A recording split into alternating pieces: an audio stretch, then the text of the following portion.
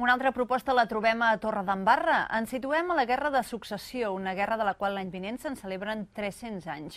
Recreacions, tallers i mercats ens faran reviure aquest cap de setmana a aquella època. Torredembarra farà un viatge en el temps aquest proper cap de setmana. Concretament, tornarà al segle XVIII, al 1713, quan la Guerra de Successió va arribar a les portes de la vila. Una commemoració que aquest 2011 arriba a la seva quarta edició i que celebrarà amb recreacions històriques a la plaça del Castell, espectacles, música, un mercat amb una setantena de parades ambientades en l'època, una mostra d'oficis antics o una trobada de jocs històrics.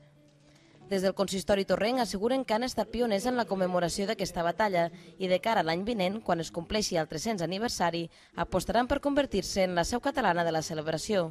Independentment de que a nosaltres ens interessa el factor turístic, el que volem fer és que nosaltres siguem el bressol català de la recuperació o de la manifestació d'aquesta batalla, de tota aquesta guerra que va haver-hi durant aquell període, de tal manera que el 2013, que en aquest cas és el nostre 300 aniversari, puguem rebre tot Catalunya per poder ser el bressol d'aquesta celebració. Com a novetats, enguany la festa durarà 2 dies i el mercat s'ampliarà respecte a les darreres edicions a més carrers del nucli antic.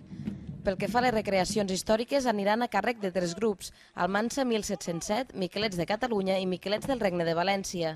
El seu moment estrella serà diumenge a la 1 del migdia, quan faran una recreació de la batalla de Torredembarra a la plaça del Castell.